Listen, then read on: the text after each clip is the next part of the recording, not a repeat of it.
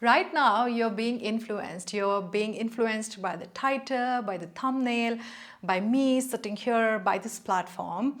And I'm going to tell you how not to get influenced, which is itself an influence. So we're going to talk about this paradox in this video, which is the most important skill to develop in 2026, is from Patanjali Sutra 2.26 called Viveka or discernment. We're probably seeing tens and thousands of ads in every devices in front of us. We're taking real life advices from people who don't know us or we don't know them personally. We're buying products, programs, and certification from people whom we have never met in life. Here's what's more concerning. This is not marketing anymore. These companies, these technologies are asking us to outsource our own intelligence and decision making to the apps and to the technology around us. Ancient yogis knew this was coming, or this was present throughout our human evolution in some sort. That's where Patanjali Sutra come into action. 2.26. I'm going to link somewhere here for more information. It speaks about this concept and this word called viveka, which is discriminative wisdom, which is an ability to know what is real and what is fake. And today we are going to discuss how to build it, why is it so important in 2026. If you're a yoga teacher, you can click the link in the description. That podcast has more yogic terminology and tradition and tips for yoga teachers. If you're not a yoga teacher, you can continue watching this video.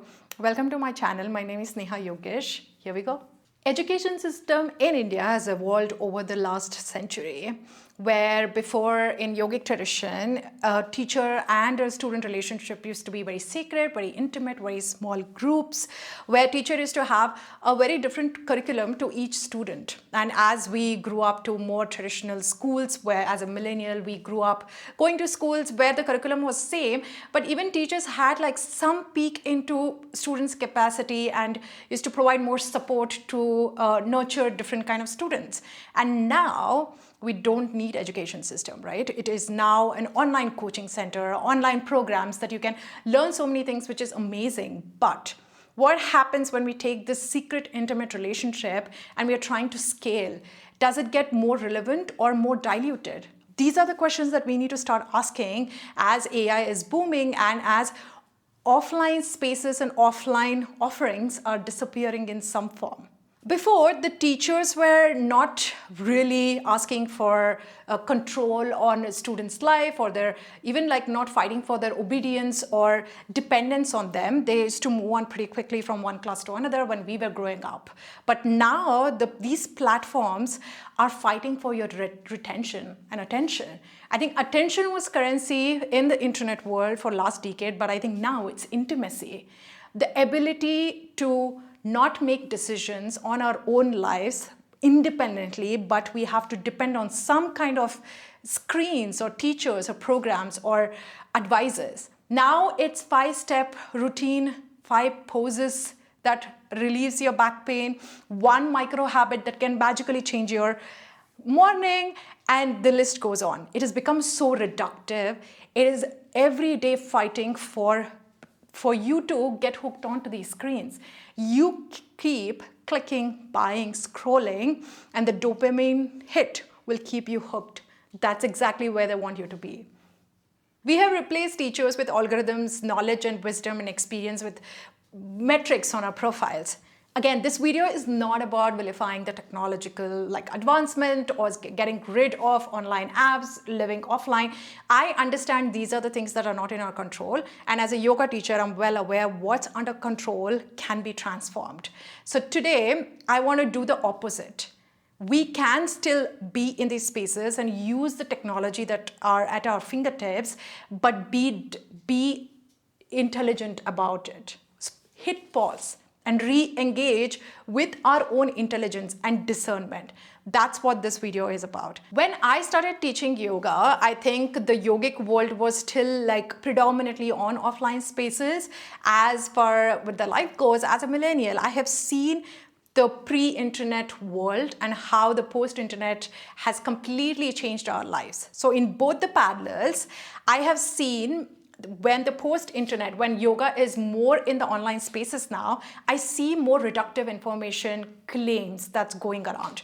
5 poses to get rid of your migraine, or 5 poses to do to get like a muscle. So whatever the list goes on, and because it has exploded so much online, we don't have an oversight of how much it expanded and how it's getting circulated. As a yoga teacher, I understand yoga is not about the poses. Your 5 poses are not going to help you in anything. Yoga is a method. It's a self-exploration, contemplation like method. It requires constant, prolonged effort towards looking into your own life, not just your physical life, your thoughts, your actions, and what you do every day. And it goes much more deeper.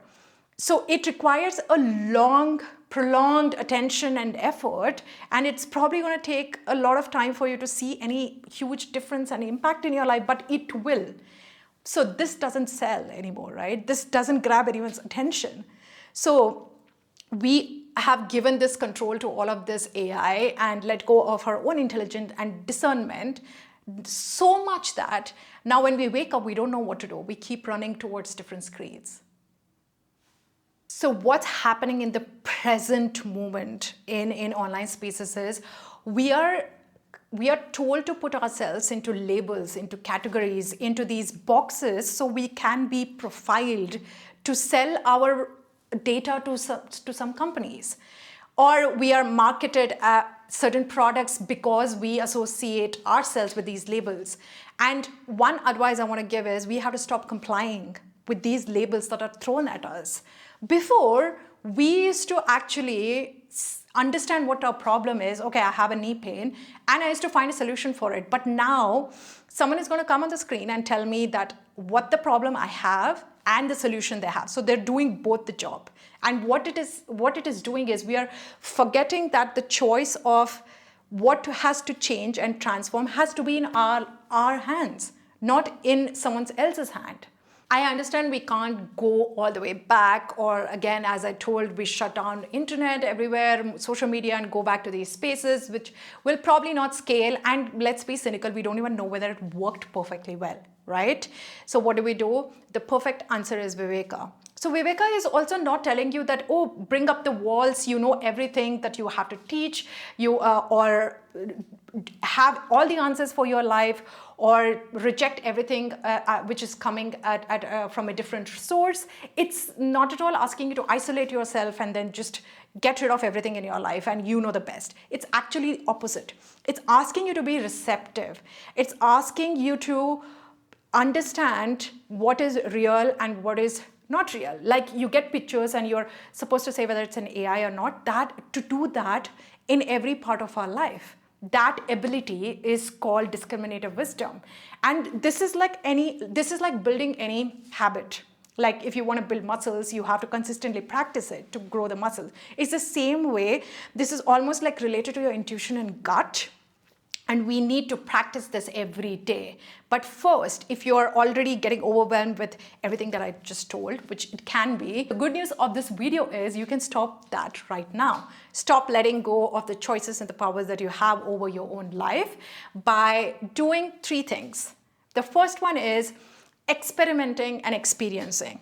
So yoga doesn't ask us to believe it. It doesn't need a defense. It's not asking us to believe one teacher, one book, it has all the answers. It's actually asking us to do the opposite. It's asking us to experiment, being curious and experience, and believing more on your experience than anything else outside of your landscape, right? So it's asking you to believe if you went into the pose and you really felt really good, and if the teacher is asking you to do some other pose, you can just stay there because you really felt good. It's as simple as that. So experimenting and experiencing. And this is just not coming from yoga, it comes from a lot of different philosophies, right? To cultivate this intimate relationship with ourselves and with life, and to believe the things that we experience in our life.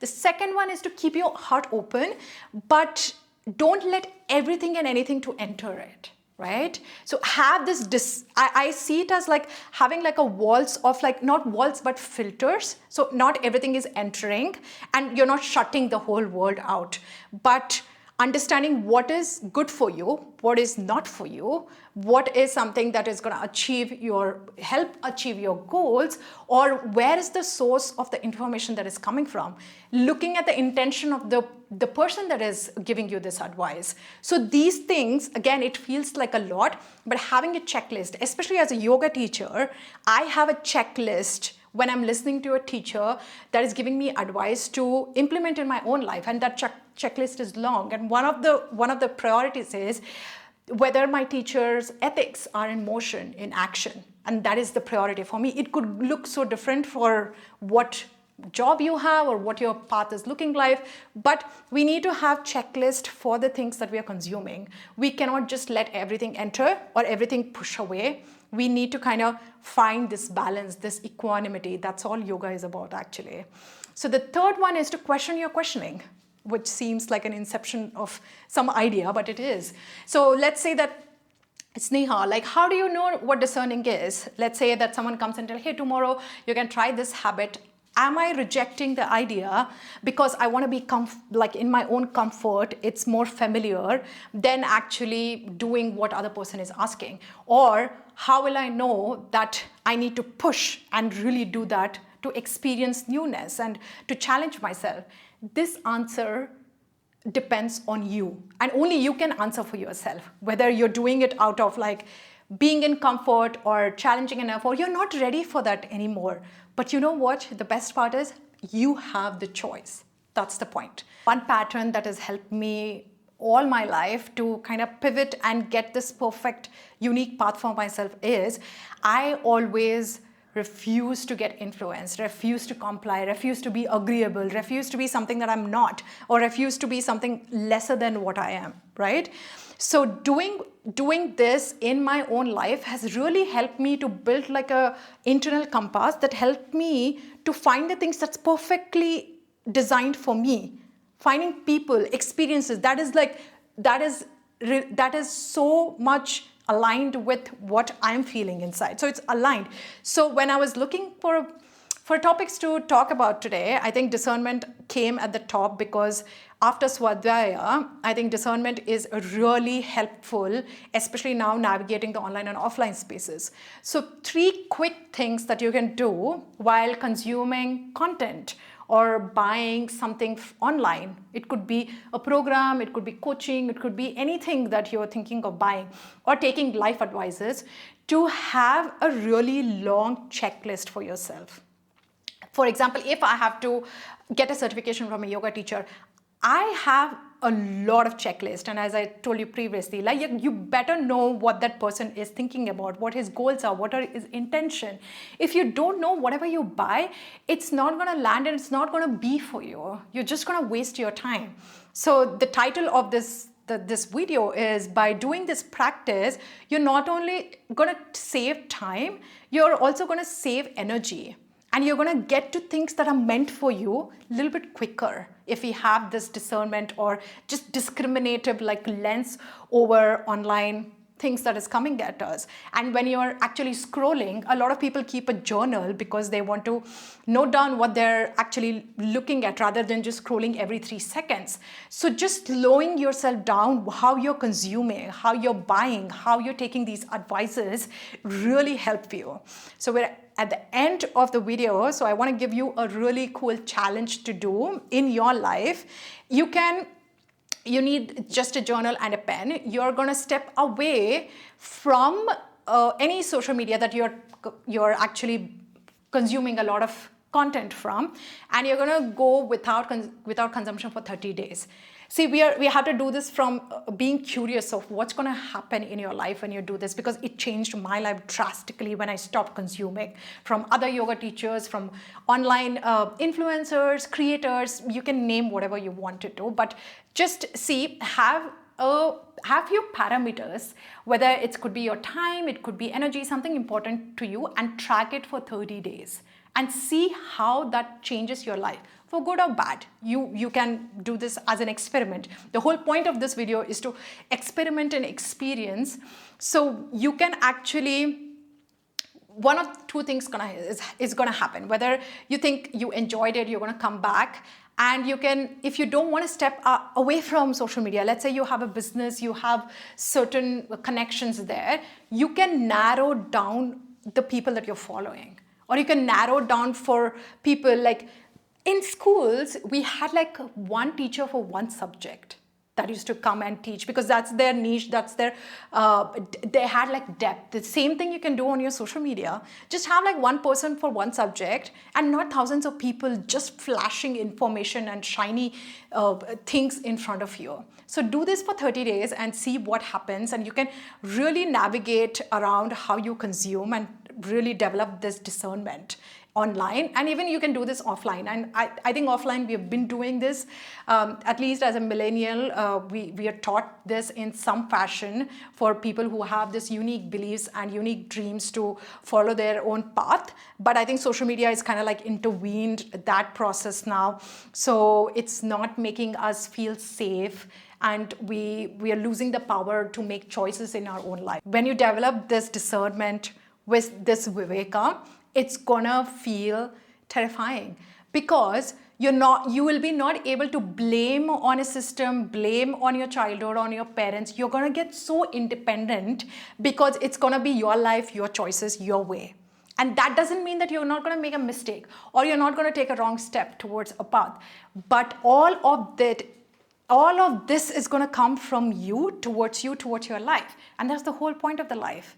It's not these extremes. It's not this on this end that you're successful and failure. It's everything in between. That's where the life is. And we should be able to make choices for ourselves, and that power of choice should be in our hands. If you think you're interested in deep diving into more of these topics, like this video, share, subscribe, and I'll see you soon next week. Stay sane and stay present.